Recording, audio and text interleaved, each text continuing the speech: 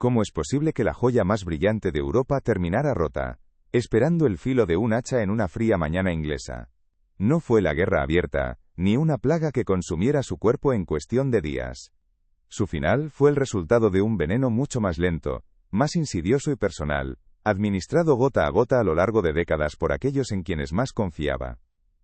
La historia de María Estuardo no es la crónica de una reina derrotada en el campo de batalla, sino el estudio de una descomposición, la autopsia de un alma corroída por la traición. Su tragedia nos obliga a preguntarnos si un monarca puede realmente gobernar cuando su propia corte, su propia sangre, se convierte en el veneno que pudre los cimientos de su trono y de su existencia, transformando la promesa de un reinado glorioso en una larga y solitaria agonía.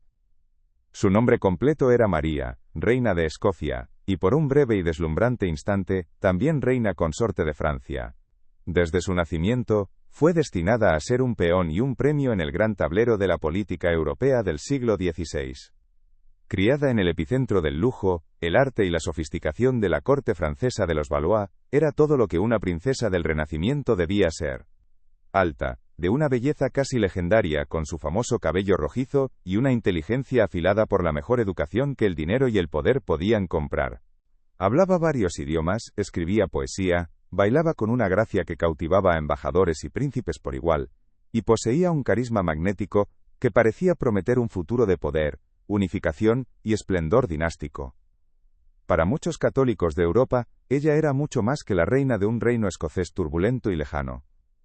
En sus venas corría la sangre de los Tudor, lo que le otorgaba una sólida y para ellos, legítima reclamación al trono de Inglaterra, ocupado por su prima protestante Isabel I.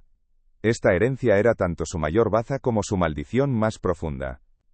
La convertía en un faro de esperanza para quienes se oponían a la reforma, y al mismo tiempo, en una amenaza mortal para Isabel y el frágil equilibrio religioso de Inglaterra. Su simple existencia era una declaración de guerra latente, un recordatorio constante de que el poder es efímero, y que una corona nunca está verdaderamente a salvo sobre la cabeza de quien la porta, especialmente cuando otra heredera respira el mismo aire.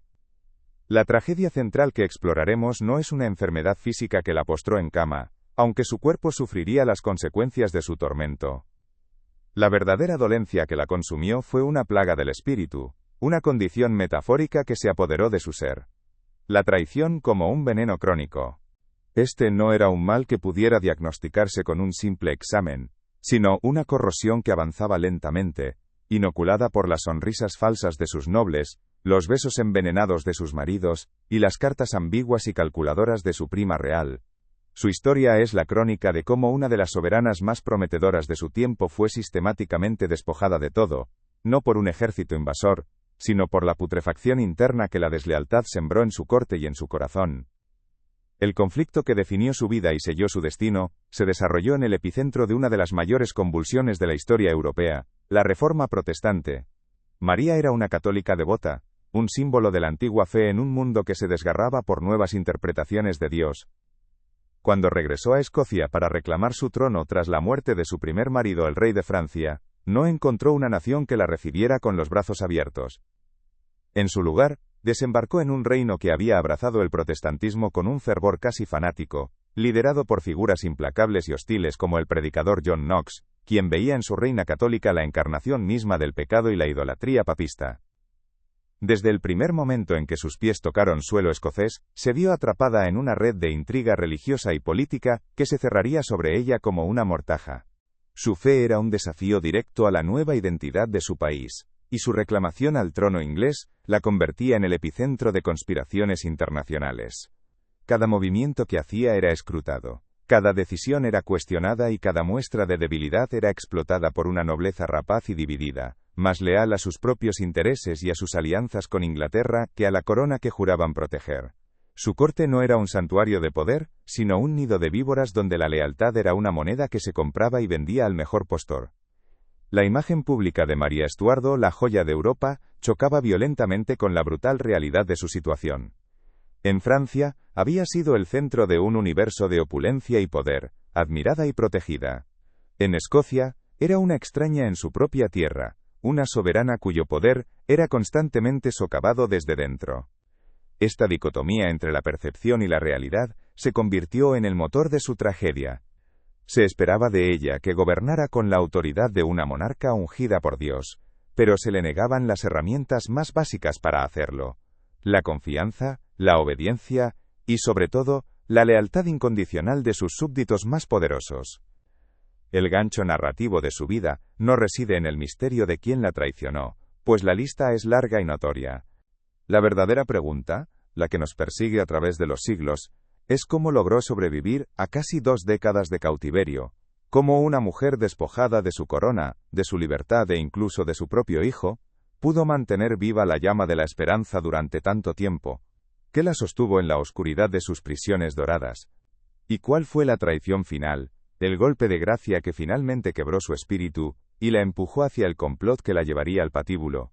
Nuestra exploración busca desvelar a la mujer detrás del mito de la mártir católica, a la reina consumida por la paranoia y la desesperación. La enfermedad que la afligió, este veneno crónico de la traición, se manifestó de formas devastadoras. Mentalmente, la constante deslealtad la sumió en un abismo de paranoia y depresión. ¿En quién podía confiar cuando su propio hermanastro conspiraba contra ella, cuando sus lores la manipulaban para sus propios fines, y cuando su segundo marido participaba en el brutal asesinato de su confidente más cercano ante sus propios ojos? Este estado de ansiedad perpetua nubló su juicio político, llevándola a tomar decisiones cada vez más desesperadas y catastróficas, como su funesto matrimonio con el conde de Bothwell, el principal sospechoso del asesinato de su marido anterior. Físicamente, el veneno también dejó su marca. La joven vibrante y llena de vida que había regresado de Francia, comenzó a marchitarse bajo el peso de su sufrimiento. Durante los largos años de su encarcelamiento en Inglaterra, el estrés crónico, la falta de ejercicio y una salud precaria, posiblemente afectada por porfiria o reumatismo severo, transformaron su cuerpo. Aquella figura alta y esbelta engordó, su famoso cabello rojizo encaneció prematuramente, y las dolencias crónicas la debilitaron hasta el punto de necesitar ayuda para caminar. Su cuerpo se convirtió en un reflejo físico de su cautiverio, una prisión dentro de otra prisión, un mapa visible de la decadencia de su espíritu. Las consecuencias de esta corrosión interna fueron dramáticas y absolutas. La deshumanización que sufrió fue total y metódica. Pasó de ser una reina soberana, ungida por la voluntad divina, a ser etiquetada como una adúltera, una asesina y una conspiradora. El golpe más cruel fue la negación de su maternidad. Su único hijo, Jacobo, le fue arrebatado y criado en la fe protestante para que la repudiara, enseñado a ver a su propia madre como una enemiga de Dios y de Escocia. Esta separación fue quizás la herida más profunda, una amputación emocional de la que nunca se recuperaría por completo. La decadencia de María Estuardo culminó en un acto sin precedentes en la historia de la monarquía europea: su juicio y ejecución. Por primera vez, una reina soberana fue sometida a un tribunal por otra reina, y condenada a muerte. Este evento no solo fue el final de su vida, sino también la manifestación última de cómo la traición, tanto personal como política, podía despojar a un monarca de su aura sagrada, reduciéndola a una simple mortal de carne y hueso cuyo cuello podía ser quebrado por el hacha del verdugo. Su muerte fue el último y más brutal acto de deslealtad, perpetrado en nombre de la seguridad del Estado. Para comprender la profundidad de su caída, debemos regresar al principio, a esa promesa dorada que parecía destinada a cumplirse.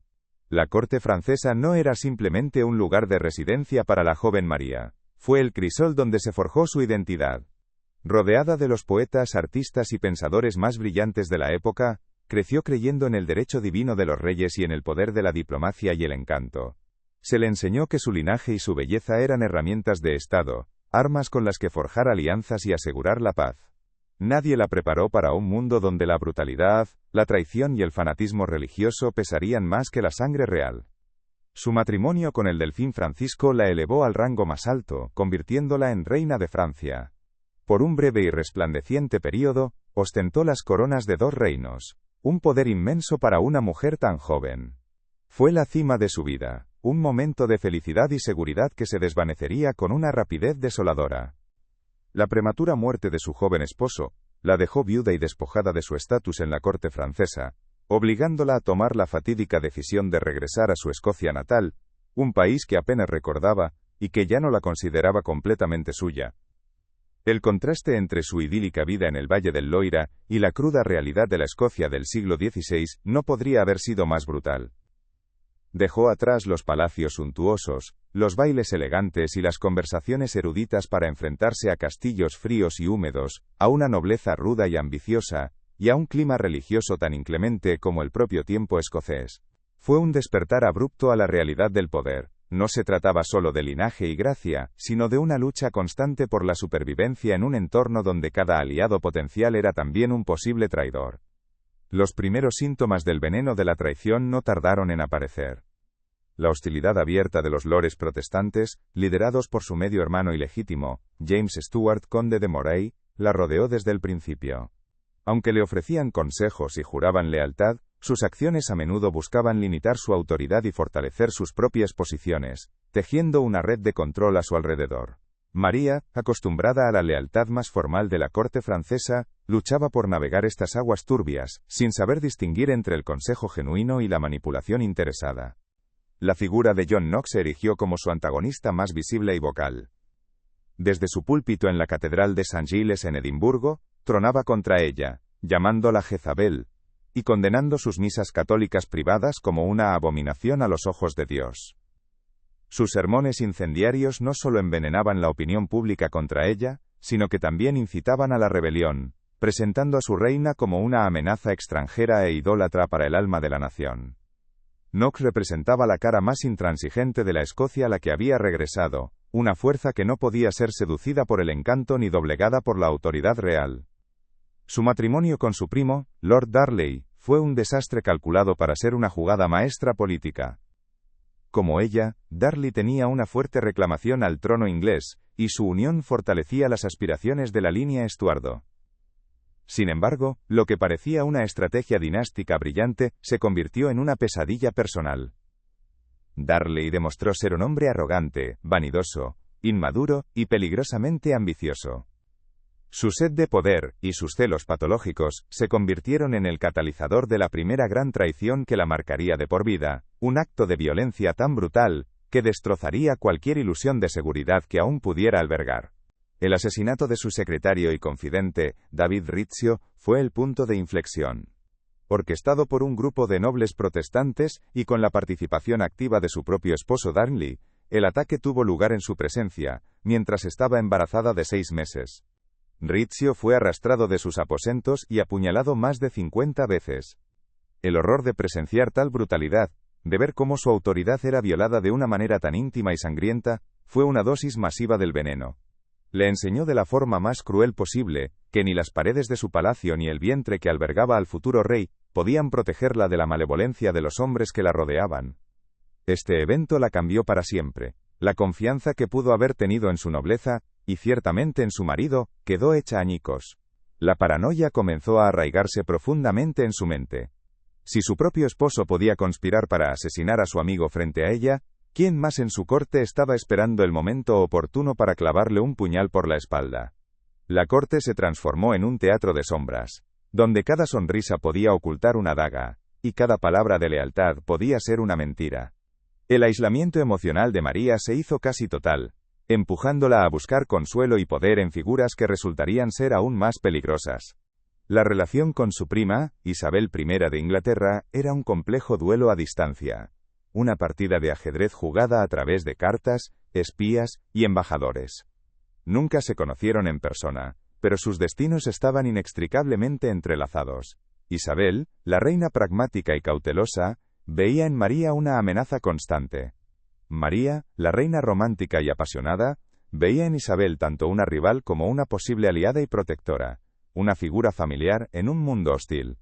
Esta relación ambigua, llena de promesas veladas y amenazas latentes, se convertiría en el telón de fondo de la mayor parte de su vida, definiendo tanto sus esperanzas como su ruina final. Isabel jugaba un doble juego con una habilidad magistral. Por un lado, reconocía el linaje de María y se negaba a nombrar un sucesor, manteniendo viva la esperanza de María de ser reconocida como heredera. Por otro lado, financiaba encubiertamente a los lores protestantes escoceses que trabajaban para socavar el poder de María, asegurándose de que su vecina del norte permaneciera débil y dividida. Para Isabel, Una Escocia inestable era preferible a una Escocia fuerte y unida bajo una reina católica con aspiraciones al trono inglés. Cada gesto de amistad de Isabel contenía una espina oculta, otra pequeña gota del veneno, que contribuía a la lenta descomposición política de María. El nacimiento de su hijo, Jacobo, debería haber sido su mayor triunfo. Aseguraba la sucesión de la dinastía Estuardo, y fortalecía su posición tanto en Escocia, como en sus reclamaciones sobre Inglaterra. Sin embargo, incluso este momento de alegría se vio empañado por la sombra de la traición. Su relación con Darnley estaba irreparablemente rota, y la corte seguía siendo un hervidero de conspiraciones. El niño, en lugar de ser un puente para la reconciliación, se convirtió en otra pieza en el juego de poder, un premio que todos los bandos querían controlar. La maternidad, en lugar de ser un refugio, se convirtió en otra fuente de vulnerabilidad. La narrativa de la reina corroída comienza a tomar forma en este punto. Ya no es solo la joven y glamurosa monarca que regresó de Francia. Ahora es una mujer que ha mirado a la violencia a los ojos, una esposa traicionada por su marido, y una reina cuyo control sobre su propio reino es cada vez más tenue. Las primeras grietas en su fachada real han aparecido, y el veneno de la desconfianza ha comenzado a fluir por sus venas, alterando su percepción del mundo y guiando sus futuras acciones hacia un camino de autodestrucción. La muerte de Lord Darnley en una misteriosa explosión en Kirkhope Field es uno de los grandes enigmas de su historia. ¿Estuvo ella implicada en el complot para asesinar al marido que la había traicionado tan vilmente? La pregunta ha perseguido su legado durante siglos. Independientemente de su culpabilidad o inocencia, la percepción pública y política fue devastadora. Sus enemigos no tardaron en acusarla de tiranicidio y adulterio, utilizando el escándalo para pintar la imagen de una mujer gobernada por la pasión y la crueldad, una imagen que sería increíblemente difícil de borrar. Su siguiente decisión, la más catastrófica de su vida, pareció confirmar las peores sospechas de sus detractores. Su matrimonio con James Hepburn, conde de Bothwell, el principal sospechoso del asesinato de Darnley, fue un desastre político y personal de proporciones épicas. Si fue secuestrada y forzada a casarse, como ella afirmó, o si fue una cómplice voluntaria en un plan para asegurar su poder junto a un hombre fuerte, es un debate que continúa. Pero para sus lores y para el pueblo de Escocia, fue la prueba definitiva de su culpabilidad y de su juicio fatalmente erróneo. Este matrimonio fue el clímax de la infección. La traición, ya fuera la de Bothwell al manipularla, o la suya propia al aliarse con el asesino de su marido, le costó su reino. Los mismos nobles que habían firmado un pacto para apoyar a Bothwell, se volvieron contra ella, levantando un ejército en nombre de la protección del joven príncipe Jacobo. La reina, que había sido recibida con cauteloso optimismo unos años antes, era ahora perseguida como una criminal por sus propios súbditos. La confrontación en Carberry Hill fue humillante. Abandonada por la mayoría de sus seguidores, se vio obligada a rendirse a los lores confederados, quienes la encarcelaron en el castillo de Loch Leven, una fortaleza en medio de un lago. Allí, sola y bajo una inmensa presión, fue forzada a abdicar el trono en favor de su hijo de 1 año. En cuestión de semanas, había pasado de ser la reina reinante a una prisionera despojada de su corona, su libertad y su hijo. La pudrición política era completa, su autoridad en Escocia había sido aniquilada. Incluso en su encarcelamiento la esperanza no la abandonó por completo. Logró escapar audazmente de Loch Leven, reuniendo a un pequeño ejército de leales que aún creían en su causa. Sin embargo, su intento de recuperar el trono fue aplastado en la batalla de Langside. Con todas las opciones en Escocia agotadas, tomó la decisión más fatídica de su vida. Huyó hacia el sur, cruzando la frontera hacia Inglaterra, para buscar refugio y ayuda en los brazos de su prima, la reina Isabel I. No sabía que estaba huyendo de una prisión para entrar en otra, una mucho más grande, y de la que nunca saldría con vida. Su llegada a Inglaterra planteó un dilema sin precedentes para Isabel. No podía simplemente ejecutar o encarcelar a una reina ungida, sin provocar la ira de las potencias católicas de Europa. Pero tampoco podía permitir que una rival con una fuerte reclamación a su trono, anduviera libre por su reino, convirtiéndose en un punto de encuentro para todos los católicos descontentos y conspiradores. La solución de Isabel fue una obra maestra de ambigüedad política, un cautiverio indefinido. María no era oficialmente una prisionera, sino una invitada bajo protección, una invitada a la que no se le permitiría marcharse, y cuya jaula, aunque a veces dorada, se volvería cada vez más estrecha con el paso de los años. Los primeros días de María en Inglaterra estuvieron envueltos en una neblina de incredulidad y una esperanza desesperada. Al cruzar el Solway Firth en una humilde barca de pesca, despojada de sus galas y acompañada por un puñado de leales, se imaginaba un encuentro inminente con su prima Isabel. Creía, con una ingenuidad forjada en la creencia del derecho divino y la sangre compartida, que una reina comprendería la difícil situación de otra. Imaginaba una alianza, un ejército inglés que marcharía al norte para restaurarla en su trono legítimo. No podía concebir que las frías y calculadoras realidades de la política de Estado pudieran ser más espesas que la sangre que corría por sus venas. Estaba convencida de que su llegada no era una rendición, sino el comienzo de su restauración, un movimiento estratégico en el gran tablero de ajedrez europeo. La realidad, sin embargo, se presentó de forma mucho más cruda y gradual, como un veneno de acción lenta. En lugar de ser recibida en la corte de Londres con los honores debidos a su rango, fue escoltada al castillo de Carlisle, ostensiblemente por su propia seguridad. Sus anfitriones ingleses eran corteses, casi reverentes, pero sus sonrisas eran tan impenetrables como los muros de la fortaleza. Cada petición para ver a Isabel era desviada con excusas diplomáticas. Cada carta que escribía era leída y examinada antes de ser enviada. Pronto se dio cuenta de que las puertas no estaban cerradas para protegerla del mundo exterior, sino para encerrarla a ella dentro. La invitada de la reina era, en la práctica, su prisionera, y la hospitalidad inglesa era el nombre que se le daba a su jaula. Fue aquí, en la soledad de sus aposentos en Carlisle, donde los primeros síntomas evidentes de la enfermedad comenzaron a manifestarse en su psique. La incertidumbre era una tortura constante. Los días se convertían en semanas, y las respuestas de Londres seguían siendo ambiguas y evasivas. La paranoia, que ya había echado raíces en Escocia tras el asesinato de Rizzio, comenzó a florecer en este nuevo caldo de cultivo. ¿Eran sus sirvientes leales o espías de Isabel? ¿Las amables palabras de sus guardianes ocultaban amenazas veladas?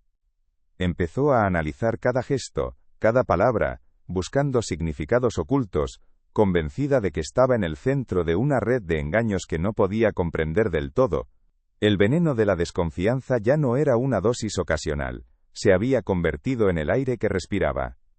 Este cautiverio forzó a su mente a volver una y otra vez a los acontecimientos que la habían llevado hasta allí, reviviendo las traiciones que habían marcado su reinado en Escocia. La imagen de David Rizzio, su leal secretario, siendo arrancado de su lado mientras ella embarazada intentaba protegerlo, se repetía en sus pesadillas. Recordaba el acero de las dagas brillando a la luz de las velas, los gritos de Rizzio y el rostro frío y cómplice de su propio esposo, Lord Darnley. Aquel fue el primer momento en que comprendió la brutalidad de la que eran capaces los hombres que la rodeaban, la primera vez que sintió cómo la lealtad podía evaporarse en un instante, dejando solo un rastro de sangre en el suelo de su propio santuario privado. Luego venía el recuerdo de Kirkhope Field, la noche en que el cielo de Edimburgo se iluminó con la explosión que mató a Darnley. La culpa y la sospecha la habían envuelto como una mortaja desde entonces. Aunque negara su participación, sabía que el mundo la veía como una asesina adúltera. Esta acusación, repetida por sus enemigos y susurrada en las cortes de Europa, se convirtió en una mancha indeleble en su reputación, una herida en su imagen pública que nunca sanaría. La traición de Darnley había sido respondida con su muerte, y en esa cadena de violencia y deslealtad, ella había quedado atrapada, vista no como una víctima, sino como la instigadora, una maestra de la intriga tan despiadada como cualquiera de sus lores. Y finalmente, el desastre de su matrimonio con Bothwell. Recordaba la sensación de impotencia, ya fuera real o fingida, cuando él la llevó a su castillo de Dunbar. ¿Fue una víctima de su ambición o una cómplice en su juego de poder? En la soledad de su prisión inglesa, quizás ni ella misma podía ya discernir la verdad completa. Lo que sí sabía era que esa unión había sido el golpe de gracia. Le costó el apoyo de su nobleza y la lealtad de su pueblo. Fue el acto final de un juicio político completamente nublado por la desesperación y el aislamiento, la culminación de una serie de decisiones catastróficas tomadas por una mujer a la que se le había enseñado a confiar solo para ser traicionada repetidamente. Frente a esta nueva realidad de encarcelamiento indefinido, María comenzó a desarrollar sus propias estrategias de supervivencia. La primera fue mantener una fachada de normalidad y autoridad real. Insistía en que su pequeño séquito la tratara con todo el ceremonial debido a una reina. Se vestía cada día con la misma elegancia que si fuera a presidir su corte. utilizando sus ropas y joyas como una armadura contra la deshumanización de su cautiverio. Su habitación se convirtió en una sala del trono en miniatura, un escenario donde ella seguía siendo la protagonista, la reina ungida por Dios, aunque su reino se limitara a unas pocas estancias, y su poder fuera una ilusión que se esforzaba desesperadamente por mantener. Otra de sus tácticas era la pluma. Se convirtió en una escritora prolífica, inundando a Isabel, a sus consejeros, y a las cortes europeas, con cartas que defendían su causa. Sus escritos eran una mezcla de súplicas, argumentos legales y veladas amenazas. Apelaba a la solidaridad entre monarcas, a la justicia, a los lazos de sangre. Argumentaba que el precedente de encarcelar a una reina soberana era peligroso para todos los que llevaban una corona. Estas cartas eran su campo de batalla, las únicas armas que le quedaban. A través de ellas, luchaba por controlar la narrativa de su propia historia, por contrarrestar la propaganda de sus enemigos, y por recordar al mundo que seguía viva y seguía siendo una reina. Pero a medida que los meses se convertían en años y su situación no cambiaba, sus métodos se volvieron más clandestinos. La lucha abierta dio paso a la conspiración. Comenzó a dominar el arte de la correspondencia secreta, utilizando códigos complejos, tinta invisible y mensajeros de confianza, para comunicarse con sus partidarios en Escocia, Inglaterra y el continente. Sus cartas, ocultas en los tacones de los zapatos de un sirviente o cosidas en el forro de una prenda, se convirtieron en hilos de una red de intrigas que ella tejía desde el corazón de su prisión. Era una actividad peligrosa que la llenaba tanto de esperanza como de un miedo constante a ser descubierta, un juego de alto riesgo que se convertiría en su única razón para vivir. El impacto de este estrés crónico y de la vida sedentaria no tardó en manifestarse físicamente. La joya de Europa, famosa por su estatura, su elegancia y su vibrante cabello rojizo, comenzó a marchitarse. El clima húmedo y frío de los castillos del norte de Inglaterra exacerbó un reumatismo que le causaba dolores agudos y constantes en las articulaciones. Su figura esbelta empezó a redondearse por la falta de ejercicio, y las preocupaciones grabaron líneas prematuras en su rostro. Su cuerpo, que una vez fue un instrumento de poder y seducción, se estaba convirtiendo en una fuente de dolor y debilidad, un reflejo físico de la decadencia de su fortuna y su espíritu. Uno de los primeros signos visibles de esta decadencia fue su cabello. Aquella famosa melena rojiza, celebrada por los poetas de la corte francesa, comenzó a mostrar hebras de plata. Al principio, intentó ocultarlo, quizás con tintes o con los elaborados peinados y tocados que siempre favoreció. Pero la canicie avanzaba implacable, un recordatorio visible de que el tiempo pasaba y ella seguía atrapada. Cada cana era como una marca de los días perdidos, de la juventud que se le escapaba entre los muros de su prisión. Su apariencia, que siempre había sido una de sus mayores bazas, comenzaba a traicionarla, revelando al mundo el desgaste interno que sufría. La lucha contra esta decadencia física se convirtió en una batalla diaria. El uso de maquillaje y ropas suntuosas ya no era solo una cuestión de estatus, sino una necesidad para ocultar los estragos del cautiverio. Se aferraba a la imagen de la reina hermosa y deseable, no solo por vanidad, sino porque entendía que la percepción de poder estaba intrínsecamente ligada a la apariencia. Mostrar debilidad física era invitar a sus enemigos a creer que su espíritu también estaba quebrado. Así, cada mañana, se preparaba para su pequeño público de guardianes y sirvientes, como si fuera a enfrentarse a una audiencia de embajadores, librando una guerra silenciosa contra el espejo. El duelo a distancia con Isabel I se intensificó, convirtiéndose en el eje central de su existencia. La relación entre las dos reinas era una mezcla tóxica de rivalidad, miedo, y una extraña forma de dependencia. María necesitaba a Isabel para recuperar su libertad, e Isabel necesitaba a María para mantener la estabilidad de su propio reino, manteniéndola controlada pero viva.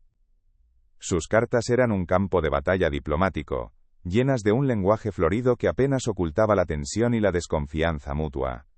Isabel era la araña en el centro de la tela, y María, la mosca que luchaba furiosamente, enredándose cada vez más con cada movimiento. Isabel, maestra de la dilación, mantenía a María en un estado de perpetua incertidumbre. Le enviaba regalos, le prometía investigar su caso, e incluso insinuaba la posibilidad de un encuentro personal que nunca se materializaba. cada gesto de aparente amabilidad era seguido por un nuevo endurecimiento de las condiciones de su cautiverio, cada rayo de esperanza era rápidamente extinguido por una nueva decepción. Este juego psicológico era increíblemente efectivo. Mantenía a María lo suficientemente esperanzada como para no caer en la desesperación total, pero lo suficientemente controlada como para que no representara una amenaza inmediata. Era una forma de tortura refinada, una administración constante de pequeñas dosis de veneno emocional. Mientras tanto, en Escocia, su hijo Jacobo crecía sin conocerla. Le fue arrebatado siendo un bebé, y fue criado por los mismos lores que habían depuesto a su madre. Se le educó en la fe protestante, y se le enseñó a ver a María no como una madre amorosa, sino como una adúltera, una asesina y una papista idólatra. Esta fue quizás la traición más cruel y profunda de todas, la que la deshumanizó de la manera más fundamental. Le negaron no solo su corona, sino también su maternidad. La separación de su hijo fue una herida abierta que nunca dejó de supurar, un dolor sordo y constante que subyacía a todas sus demás angustias. María intentaba desesperadamente mantener un vínculo con Jacobo. Le enviaba cartas, regalos y pequeños retratos de sí misma, con la esperanza de que algo de su amor pudiera atravesar el muro de propaganda que sus enemigos habían construido alrededor del joven rey. Pero sus cartas eran a menudo interceptadas, y los regalos rara vez llegaban a su destino. Las pocas respuestas que recibía eran frías y formales, escritas bajo la supervisión de los tutores de Jacobo. Cada una de estas misivas era una puñalada en su corazón, un recordatorio de que su propio hijo estaba siendo convertido en un arma contra ella, el último y más doloroso instrumento de su aislamiento. El paso de los años en cautiverio comenzó a tener un efecto corrosivo en su personalidad. La joven reina apasionada y a veces impulsiva dio paso a una mujer más calculadora, amargada y en ocasiones, imprudente en su desesperación. La esperanza de una solución diplomática se desvanecía, y la idea de que solo un complot audaz podría liberarla comenzó a arraigarse en su mente. La prisión se convirtió en una incubadora de conspiraciones. Empezó a ver enemigos por todas partes, pero también a depositar su confianza en personas que prometían ayuda, sin poder distinguir siempre entre los verdaderos aliados y los agentes dobles enviados por el astuto jefe de espías de Isabel, Sir Francis Walsingham. La vida en sus diversas prisiones, como los castillos de Bolton, Tutbury o Sheffield, se asentó en una rutina monótona. Los días estaban marcados por la oración, el bordado, la escritura de cartas y los paseos supervisados por los terrenos del castillo. Este aburrimiento opresivo era en sí mismo una forma de tortura, especialmente para una mujer de su energía y vitalidad. El mundo exterior seguía adelante sin ella. Reyes y reinas morían, se libraban batallas y se firmaban tratados, mientras ella permanecía suspendida en el tiempo, una reliquia viviente de un pasado que se desvanecía, luchando por no volverse irrelevante. Su salud continuó deteriorándose de manera alarmante. Además del reumatismo, comenzó a sufrir de dolores de estómago crónicos, dolores de cabeza, y episodios de lo que parecía ser una profunda depresión. Los médicos de la época eran incapaces de ofrecer un diagnóstico claro, o un alivio efectivo. Hoy en día, algunos historiadores especulan que podría haber sufrido de porfiria, una enfermedad genética, que también se cree que afectó a su descendiente, el rey Jorge III. Independientemente de la causa, su sufrimiento físico era real y constante, convirtiendo su cuerpo en una prisión dentro de otra prisión, un mapa de su tormento interno. A pesar de todo, hubo momentos en los que su antiguo carisma y su espíritu indomable brillaban a través de la oscuridad. Podía encantar a sus guardianes, ganándose su simpatía e incluso su lealtad, para consternación del gobierno de Isabel. Algunos, como Sir Ralph Sadler, su carcelero durante un tiempo, llegaron a sentir un profundo respeto y compasión por ella. Veían a la mujer detrás del mito, inteligente, ingeniosa y terriblemente sola. Esta capacidad de forjar conexiones humanas incluso en las circunstancias más adversas, era un testimonio de la fuerza de su personalidad, una fuerza que aún no había sido completamente extinguida por el veneno. La corte de María en el exilio, aunque reducida, era un microcosmos de lealtad y traición. Estaba rodeada de un pequeño grupo de seguidores que habían sacrificado sus propias fortunas para permanecer a su lado. Sin embargo, incluso en este círculo íntimo, la sombra de la sospecha nunca desaparecía por completo. La red de espías de Walsingham era extensa, y siempre existía la posibilidad de que alguien cercano a ella estuviera informando de cada uno de sus movimientos, de cada palabra susurrada. La necesidad de confiar en los demás estaba en constante conflicto con la paranoia que le decía que no confiara en nadie. El Ridolfi Plot, una de las primeras grandes conspiraciones católicas para deponer a Isabel y poner a María en el trono, fue un punto de inflexión. Aunque su grado de implicación directa es debatido, el descubrimiento del complot endureció drásticamente la actitud de Isabel y su gobierno.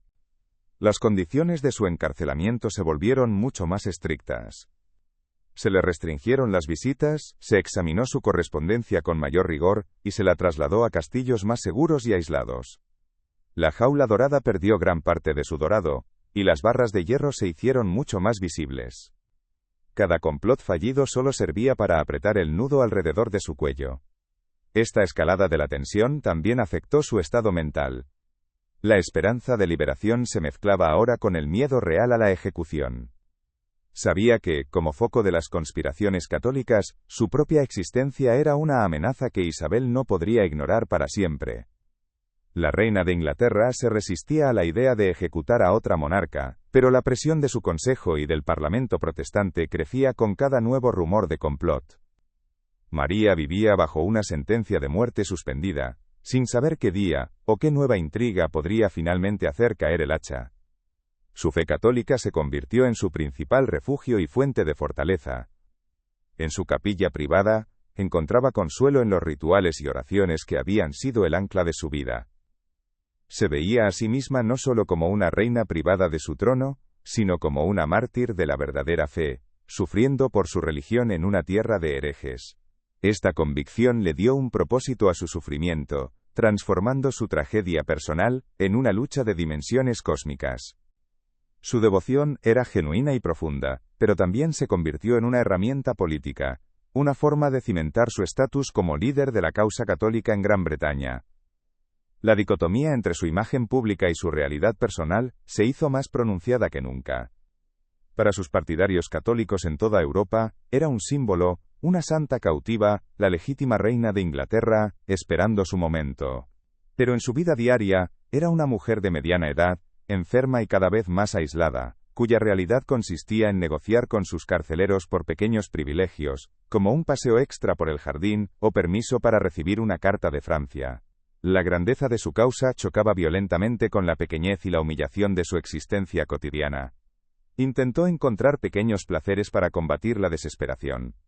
Se dedicó con fervor al bordado, creando obras de arte complejas, y a menudo simbólicas que reflejaban sus esperanzas y frustraciones. Cuidaba de sus pequeños perros y pájaros, que le ofrecían un afecto incondicional en un mundo donde el afecto humano era a menudo un arma de doble filo. Estas pequeñas rutinas eran anclas que la mantenían atada a la cordura, pequeñas islas de normalidad en un océano de incertidumbre y miedo. Eran su forma de ejercer control sobre un entorno en el que, por lo demás, no tenía ninguno. La noticia de la masacre del día de San Bartolomé en Francia en 1572 fue un golpe devastador. Muchos de sus amigos y familiares de la familia Guisa estuvieron implicados en la matanza de protestantes, un acto que horrorizó a la Europa protestante y reforzó la determinación de Inglaterra de no permitir nunca que una católica como María ascendiera al trono. El evento la asoció, aunque fuera injustamente, con la cara más sangrienta y fanática del catolicismo, dañando irreparablemente su causa a los ojos de muchos ingleses moderados. Cada acto de extremismo católico en el continente repercutía en los muros de su prisión, haciéndolos un poco más gruesos. La lucha por su dignidad también se libraba en el ámbito financiero. Aunque Isabel cubría los costes de su mantenimiento, María a menudo se quejaba de la insuficiencia de los fondos. Luchaba por el derecho a recibir sus ingresos de Francia como reina viuda, dinero que necesitaba para pagar a sus sirvientes y mantener el estilo de vida que consideraba esencial para su estatus. Estas disputas económicas eran humillantes, reduciendo a la reina de dos reinos a discutir sobre asignaciones y gastos con los burócratas de su prima. Era otra forma de despojarla de su poder, de recordarle su total dependencia de la mujer que la mantenía prisionera. A medida que pasaba la primera década de su cautiverio, una especie de resignación sombría comenzó a instalarse. La posibilidad de ser liberada y restaurada en su trono parecía cada vez más remota. Su lucha se centró menos en la restauración y más en la supervivencia, y en asegurar la sucesión de su hijo al trono inglés. Empezó a verse a sí misma como un puente dinástico. Si ella no podía reinar en Inglaterra, al menos podía asegurarse de que su sangre lo hiciera a través de Jacobo.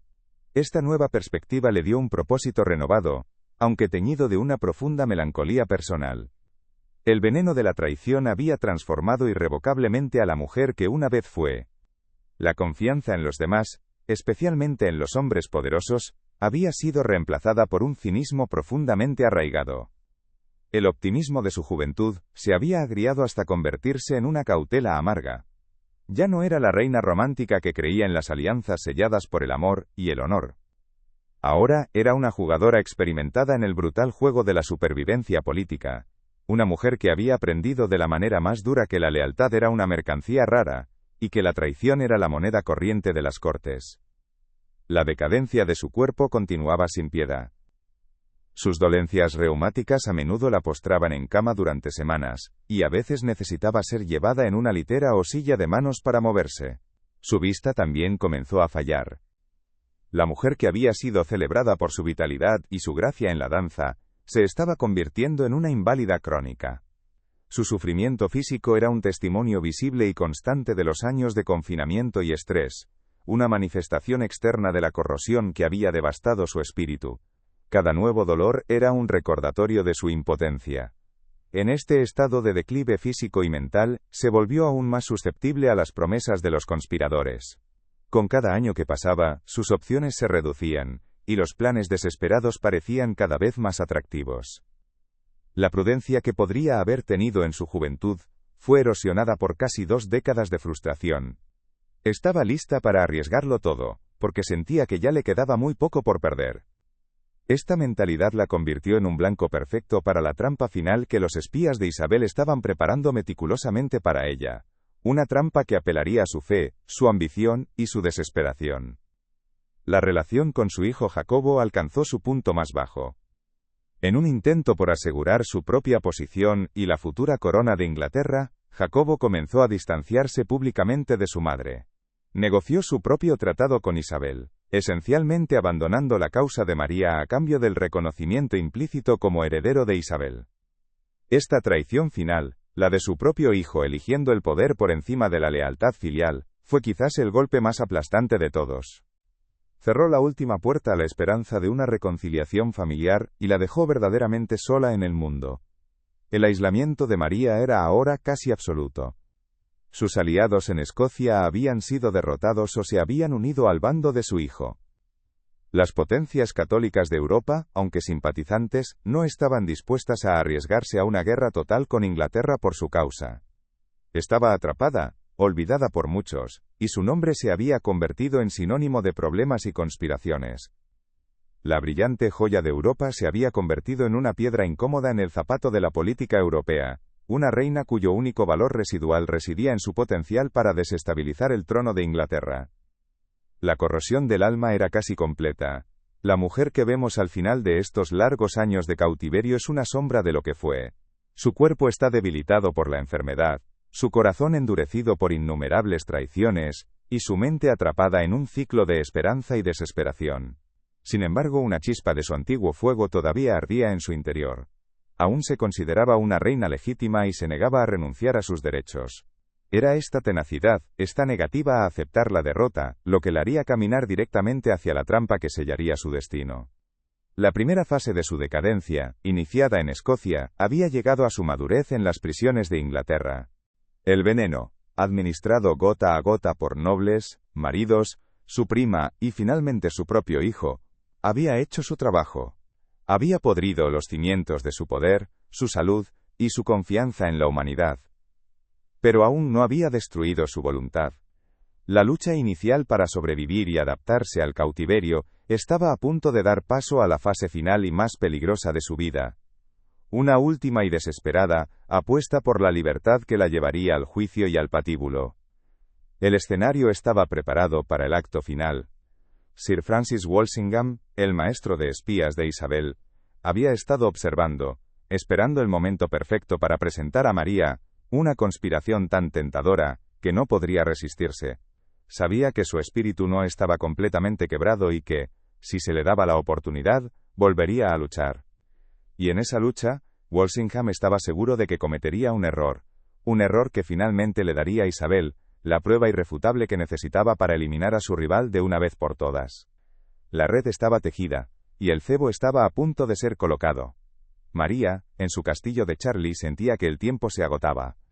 Su salud era frágil, y la paciencia de Isabel se estaba agotando. La necesidad de actuar, de hacer un movimiento audaz, se convirtió en una obsesión. Fue en este estado de vulnerabilidad y desesperación que recibió las primeras comunicaciones secretas sobre un nuevo plan, el más ambicioso hasta la fecha, para asesinar a Isabel y provocar una invasión católica de Inglaterra. Este plan, conocido como el complot de Babington, parecía la respuesta a todas sus oraciones, la última oportunidad para reclamar todo lo que había perdido. La lucha inicial contra la descomposición había fracasado. Las estrategias para mantener la dignidad y luchar a través de la diplomacia y la intriga limitada no habían dado frutos. Ahora, enfrentada a la perspectiva de una vida entera en prisión, la reina corroída estaba a punto de abrazar la conspiración más peligrosa de todas. No sabía que cada carta que escribía en código, cada palabra de aliento que daba a los conspiradores, estaba siendo interceptada, descifrada y cuidadosamente archivada por el hombre que la destruiría. Su desesperación la estaba cegando al peligro mortal que se cernía sobre ella. La decadencia había transformado a la víctima en una jugadora dispuesta a arriesgarlo todo. El veneno no la había matado, pero había alterado su naturaleza, empujándola hacia el mismo tipo de política despiadada que la había destruido. La tragedia de María Estuardo estaba a punto de alcanzar su clímax, no como un lento desvanecimiento en la oscuridad del cautiverio, sino en un estallido final de intriga y desafío que la inmortalizaría. La pregunta ya no era si podría sobrevivir, sino cómo enfrentaría la muerte que ella misma estaba sin saberlo, acelerando. Su historia nos muestra cómo la traición puede carcomer no solo el poder de un monarca, sino también su propia esencia. La lucha de María no fue contra ejércitos en un campo de batalla, sino contra las sombras en su propia corte, y finalmente, en su propia mente. Fue una batalla que estaba destinada a perder, pero que libró con una tenacidad que todavía hoy nos fascina. Su caída es un recordatorio eterno de la fragilidad del poder, y la naturaleza corrosiva de la deslealtad humana, una lección escrita con la sangre de una reina.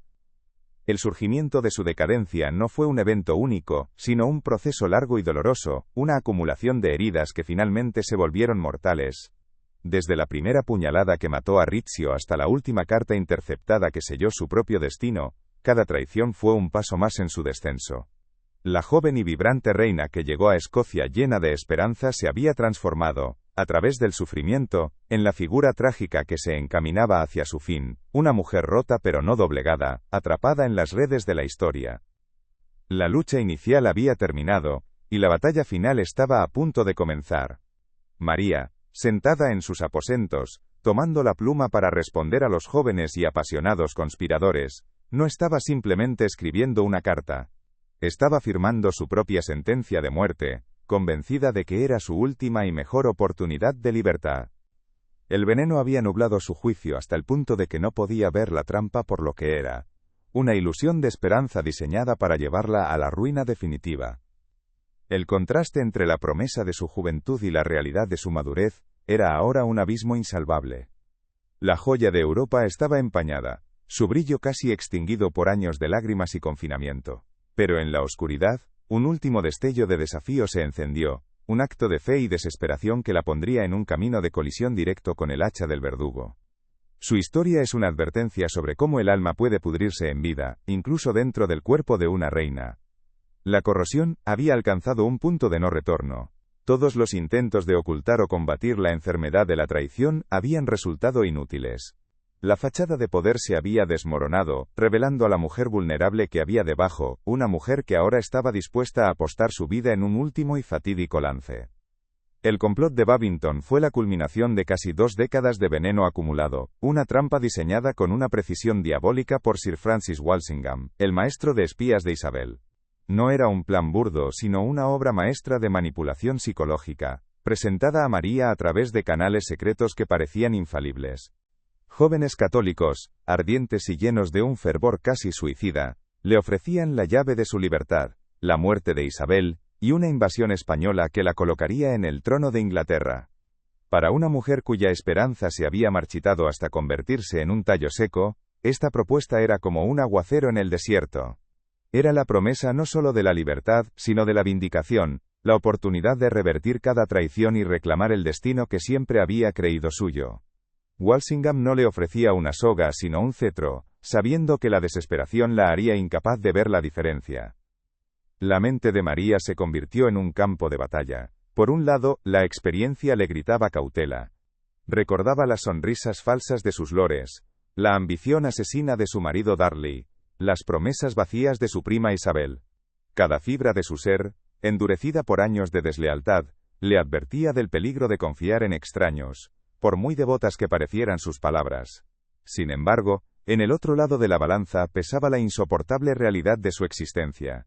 Su cuerpo era un mapa de dolor crónico, sus días una repetición monótona de encierro, y sus noches un desfile de fantasmas y oportunidades perdidas. La perspectiva de morir lentamente en aquella jaula, olvidada y enferma, era un terror mucho más tangible que el hacha del verdugo. La esperanza, en su forma más pura y peligrosa, se convirtió en el veneno final, uno que ella misma se administraría voluntariamente. Finalmente, la desesperación venció a la prudencia. La decisión de responder a los conspiradores no fue un simple acto de cálculo político, sino un grito existencial, un rechazo visceral a la lenta descomposición que la estaba consumiendo. Se aferró a esta última oportunidad con la fuerza de una náufraga que se agarra a un madero en medio de la tormenta. Si era una trampa, que así fuera. La inacción era una muerte segura y sin gloria. La conspiración, al menos, ofrecía la posibilidad de un triunfo glorioso o un final rápido y significativo. Desde su perspectiva, ya no tenía nada que perder que no le estuvieran quitando ya, día a día, con cada amanecer que la encontraba todavía prisionera. En su mente, el mayor riesgo no era participar en el complot, sino permitir que su historia terminara con un susurro en lugar de una explosión. En la quietud de sus aposentos, a la luz de las velas, María se entregó a la tarea que sellaría su destino. La escritura de las cartas codificadas era un ritual cargado de una tensión casi insoportable. Cada letra que trazaba era un acto de rebelión. Su mano, a menudo rígida por el reumatismo, se movía con una nueva determinación, tejiendo las palabras que aprobaban el asesinato de su prima, y abrían las puertas a una invasión. El contraste era brutal y conmovedor. Su cuerpo, debilitado y prisionero, era el instrumento a través del cual intentaba derrocar un reino. El papel y la tinta eran sus únicas armas, el cifrado su única armadura. En esas noches, no era una cautiva enferma, sino la comandante en jefe de un ejército fantasma, una reina reclamando su poder, en el único campo de batalla que le quedaba, el de la conspiración secreta. No era consciente de que cada uno de sus movimientos era observado. Walsingham había perfeccionado el arte del espionaje, hasta convertirlo en una ciencia exacta. Las cartas que María creía que viajaban seguras, ocultas en los tapones de los barriles de cerveza que le llevaban a su castillo, eran sistemáticamente interceptadas. Sus mensajeros eran agentes dobles, y el hombre que le proporcionaba el medio para enviar sus secretos era el arquitecto de su ruina. En una habitación secreta de Londres, los criptógrafos de Walsingham rompían sus códigos con una facilidad escalofriante, transcribiendo cada palabra de traición. La red, tejida con hilos de engaño durante meses, se cerraba inexorablemente sobre ella. Su lucha desesperada por la libertad estaba siendo registrada, archivada y convertida en la prueba irrefutable que sus enemigos necesitaban para destruirla. El clímax de su decadencia no fue un arrebato de locura, sino un acto de fe ciega en la traición misma. Confió en los conspiradores porque necesitaba creer que la lealtad aún existía en algún lugar del mundo. Depositó su vida en un código secreto, creyendo que podía superar la vigilancia de sus captores. Este momento representa la manifestación final del veneno que había infectado su juicio durante décadas. La constante deslealtad la había hecho paranoica, pero también la había dejado hambrienta de confianza, tan desesperada por encontrar un aliado que estaba dispuesta a creer en la más improbable de las promesas. La ironía de su tragedia es que fue su anhelo de lealtad lo que la llevó a la traición definitiva, una que no solo le costaría la libertad, sino también la vida. La imagen pública de María Estuardo, inmortalizada en retratos que mostraban a una soberana majestuosa, con la piel de alabastro y una mirada serena, chocaba ahora de forma grotesca con su realidad. Mientras los artistas la pintaban como una mártir regia, una figura de piedad y legitimidad, la mujer real estaba encorvada sobre una mesa, descifrando mensajes y aprobando regicidios. La reina de los cuadros al óleo era un símbolo de la fe católica y el derecho divino, una figura etérea por encima de las sucias maquinaciones de los hombres. La María de carne y hueso era una jugadora desesperada, dispuesta a recurrir a los mismos métodos de intriga y violencia que la habían llevado a la ruina en Escocia. Su lucha por la supervivencia la había obligado a convertirse en la imagen que sus enemigos habían pintado de ella, una conspiradora peligrosa. La larga procesión de traiciones había dejado cicatrices imborrables en su reinado y en sus relaciones. En Escocia, la deslealtad de sus nobles y maridos la había despojado de su corona. En Inglaterra, la traición calculada de su prima Isabel la había despojado de su libertad. Y ahora, la traición de su propio hijo, Jacobo, que se había aliado con Isabel para asegurar su propia herencia, la había despojado de su última conexión familiar. Esta corrosión de los lazos humanos la había aislado por completo, dejándola en un vacío donde las conspiraciones de extraños parecían su única tabla de salvación. El veneno no solo había afectado su juicio, sino que había destruido sistemáticamente toda su red de apoyo, empujándola a los brazos de sus destructores. El momento en que los agentes de Isabel irrumpieron en sus aposentos en el castillo de Charlie fue el golpe de gracia. No hubo violencia, solo una fría y metódica eficiencia. Sus cofres fueron forzados, sus papeles confiscados, sus armarios registrados.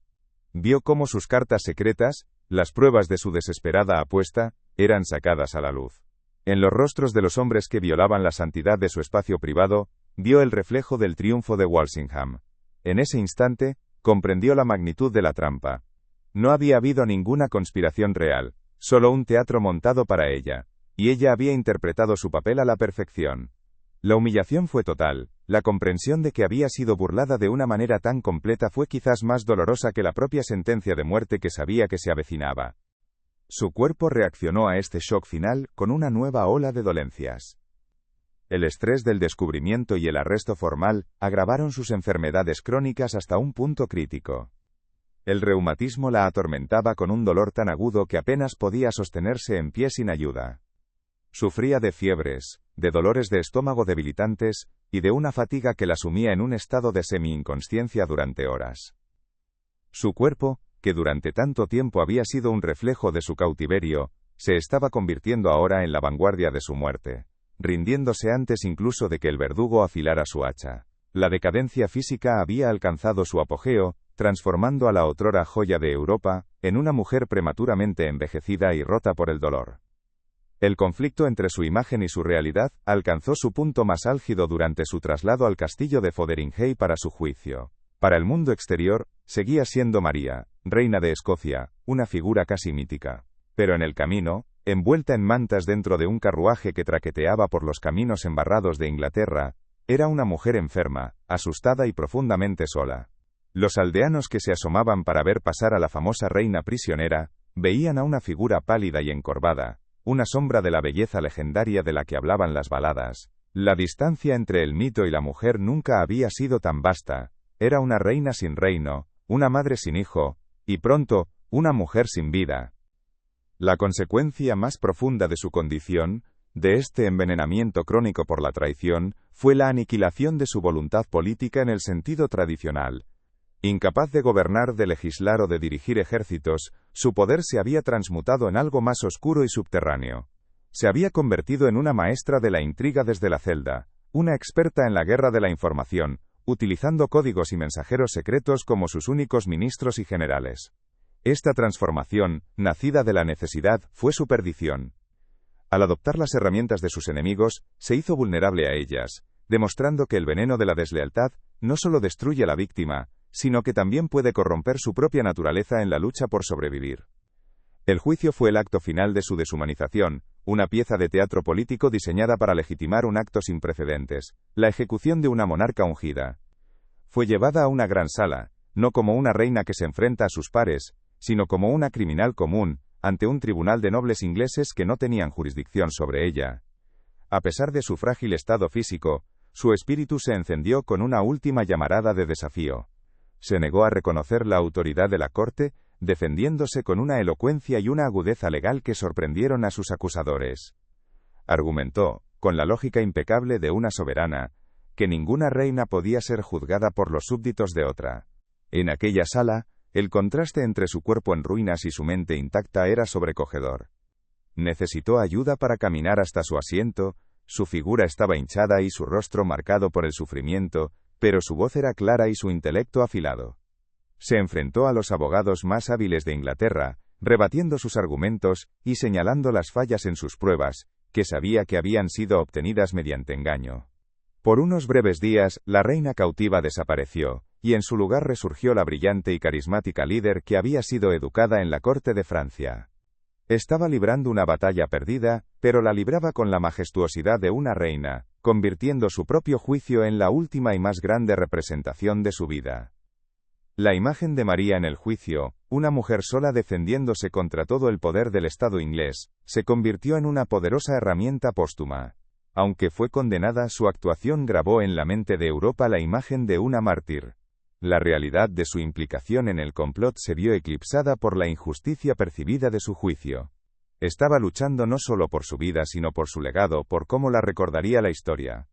Sabía que las palabras que pronunciara en aquella sala resonarían mucho después de que el hacha hubiera silenciado su voz. Era su última oportunidad para reescribir la narrativa, para transformar a la reina conspiradora en la reina mártir. Si conoces a alguien a quien le interesen las historias de superación y decadencia, comparte este vídeo.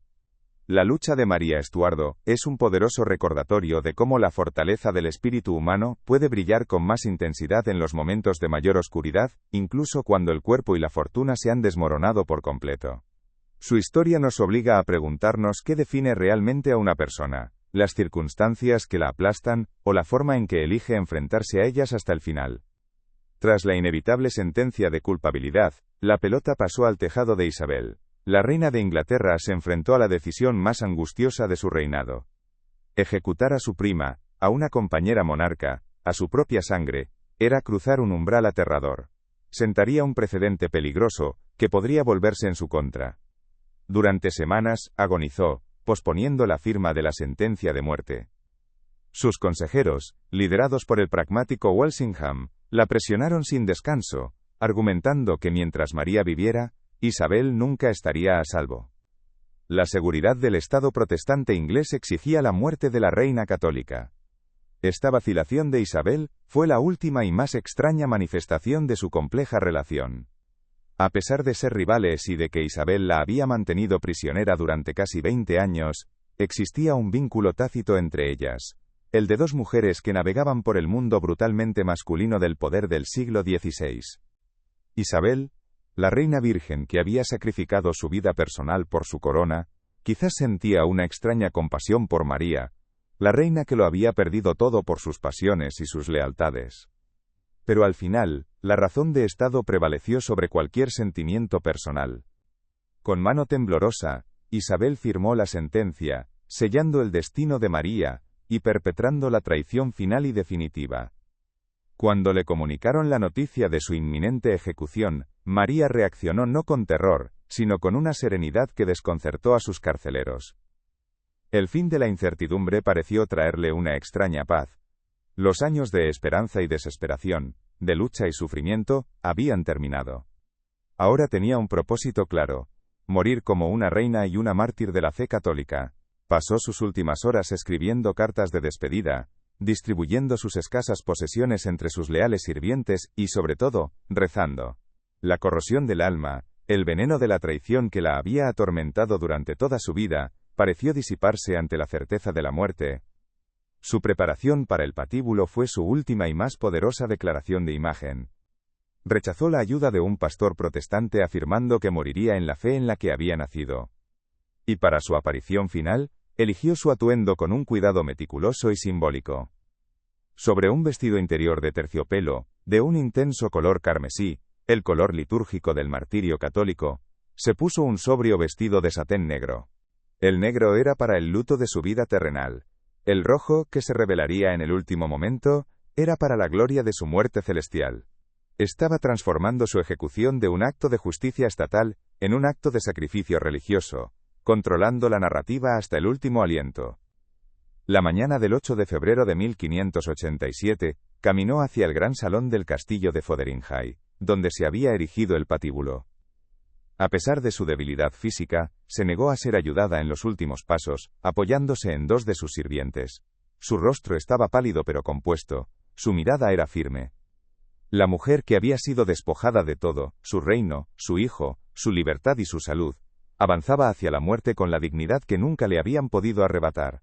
No era la conspiradora derrotada que sus enemigos querían que fuera, sino la reina soberana que siempre había sido en su corazón, reclamando su majestad en el umbral de la eternidad. El clímax de su sufrimiento físico y mental no la había quebrado, sino que la había destilado hasta su esencia más pura. La mujer que se arrodilló ante el bloque del verdugo, era el producto final de un proceso de purificación a través del dolor. Todas las complejidades, las dudas y los errores de su vida habían sido quemados, dejando solo la convicción inquebrantable de su fe y su realeza. La pudrición había consumido su cuerpo y su fortuna, pero no había logrado tocar el núcleo indomable de su ser. Su muerte no sería el final de su historia, sino el comienzo de su leyenda. La dicotomía entre la imagen y la realidad que había definido toda su vida, estaba a punto de resolverse de la manera más dramática posible. La realidad de una ejecución brutal, con un hacha que necesitaría varios golpes para hacer su trabajo, estaba a punto de dar a luz a la imagen imperecedera de la mártir. El cuerpo roto y enfermo, se convertiría en las reliquias de una santa para muchos, y su nombre, manchado por el escándalo y la conspiración, sería lavado en la sangre de su propio sacrificio. En sus últimos momentos, logró la victoria final sobre sus enemigos, asegurándose de que su imagen, y no la realidad que ellos intentaron imponer, fuera la que perdurara. Así, la reina corroída por el veneno de la traición, se enfrentó a su fin, no como una víctima pasiva, sino como la directora de su propia escena final. Cada gesto, cada palabra, cada elección de vestuario, fue una pincelada en el autorretrato que legaría a la historia. Había perdido la batalla por su vida, pero estaba a punto de ganar la guerra por su alma y su memoria. El hacha estaba a punto de caer, pero en el silencio que precedió al golpe, María Estuardo ya había trascendido su propia y trágica decadencia. El lento paseo hacia el gran salón del castillo de Fotheringhay fue la última procesión de su vida, una marcha fúnebre orquestada por sus enemigos. Cada paso era una agonía para su cuerpo devastado por el reumatismo, pero lo dio sin vacilar, apoyándose ligeramente en dos de sus guardias, no como una inválida que busca sustento, sino como una monarca que acepta el brazo de sus súbditos. Su rostro, pálido y demacrado bajo el velo, conservaba una serenidad de mármol, una calma que no era resignación, sino un desafío final y silencioso. Había vivido como una reina atrapada en una red de engaños, pero estaba decidida a morir como la soberana que siempre había sabido que era. El veneno de la traición había consumido su cuerpo, pero en aquel último amanecer, parecía que su espíritu se había purgado de todo miedo, dejando solo una voluntad de hierro para enfrentar el fin, con una dignidad que sería su última y más grande victoria. Al entrar en la sala, sus ojos se posaron en el patíbulo cubierto de tela negra, una isla de muerte en un mar de rostros hostiles. No había en ella ni una pizca de temor, solo la fría evaluación de una actriz que inspecciona su escenario final. Vestía de un negro riguroso, el color del luto y la piedad, un atuendo sombrío que hablaba de su preparación espiritual. Pero bajo aquella capa de satén oscuro, latía un secreto, una declaración final que había preparado con la misma meticulosidad con la que una vez planeó sus conspiraciones. Cada detalle de su apariencia había sido calculado para transformar su ejecución de un acto de justicia penal en un momento de martirio sagrado. No estaba allí para ser borrada de la historia, sino para inscribir su último capítulo con su propia mano, usando su cuerpo como el pergamino, y su sangre como la tinta. Con una voz clara y sin temblor, se dirigió al pequeño grupo de dignatarios reunidos para presenciar su muerte. No suplicó por su vida, ni admitió culpabilidad alguna. En su lugar, pronunció un discurso que era a la vez un perdón y una afirmación. Perdonó a sus verdugos y a todos los que habían conspirado contra ella, un acto de magnanimidad real, diseñado para elevarla por encima de sus perseguidores. Luego, con un fervor que silenció la sala, reafirmó su fe católica, declarando que moría como una hija fiel de la Iglesia de Roma y como la legítima reina de Escocia. En esos breves instantes, no era la prisionera María Estuardo, sino María Regina, soberana por la gracia de Dios, convirtiendo su cadalso en un trono desde el cual dictaba su propio epitafio, uno que resonaría por toda la cristiandad, y mancharía para siempre el reinado de su prima Isabel. Entonces llegó el momento culminante de su puesta en escena. Con la ayuda de sus 2 damas de compañía, que lloraban desconsoladamente, comenzó a quitarse las prendas exteriores. El vestido negro de satén cayó al suelo, y la sala contuvo el aliento.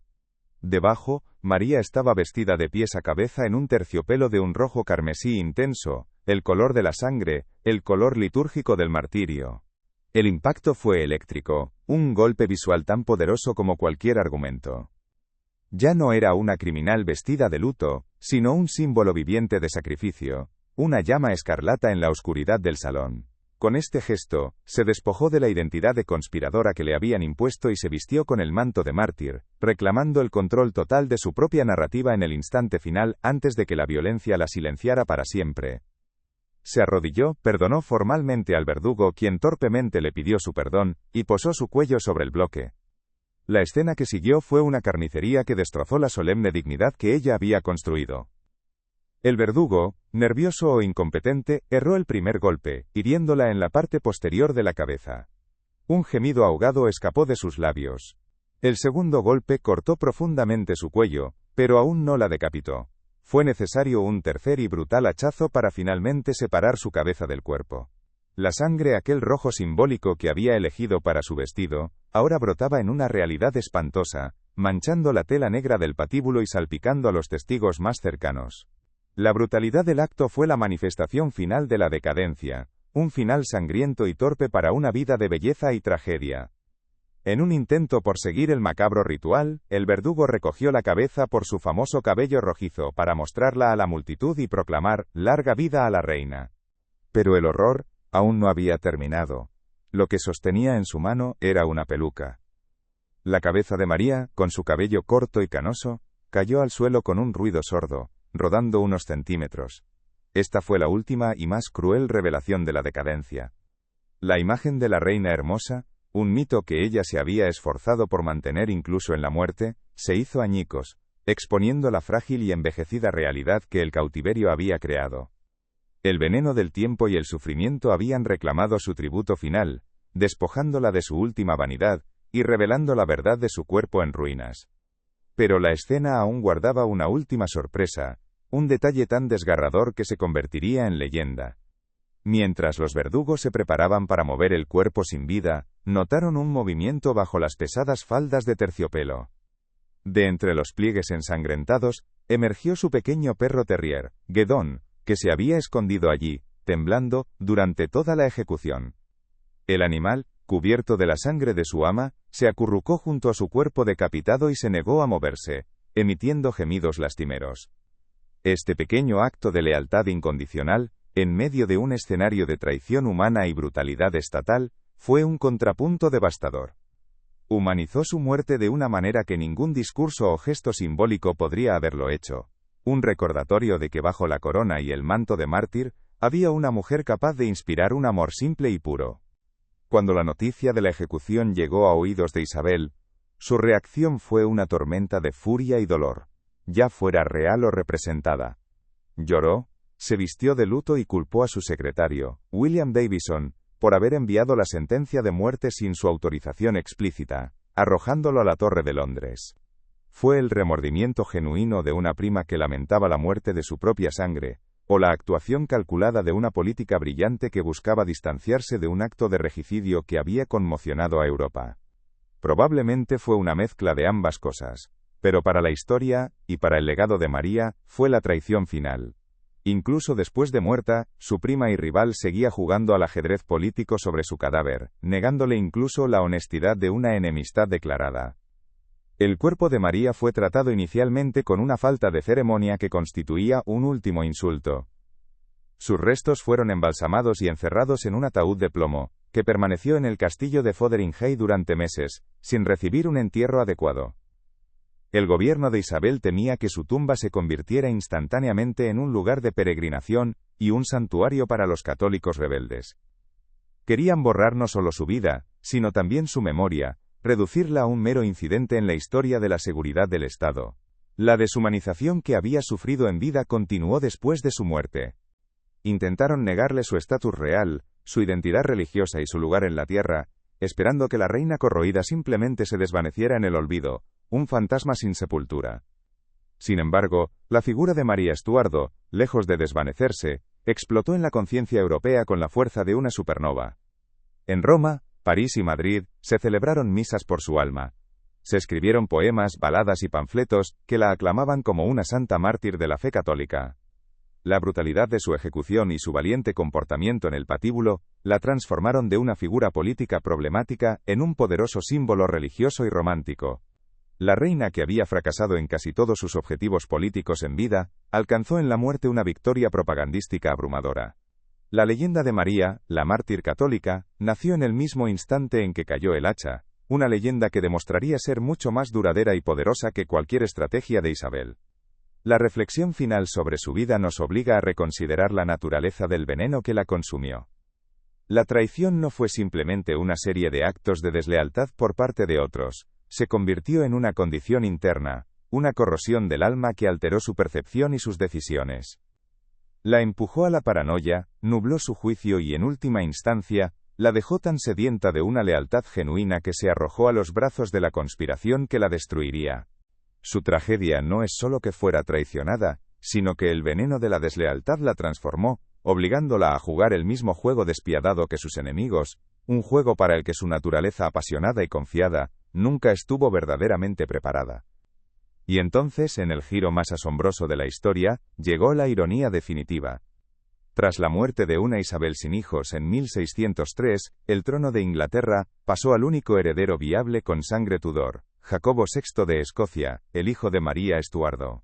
El niño que le habían arrebatado, que había sido criado para repudiarla, y que la había traicionado al aliarse con su carcelera, fue quien finalmente cumplió el mayor sueño de su vida.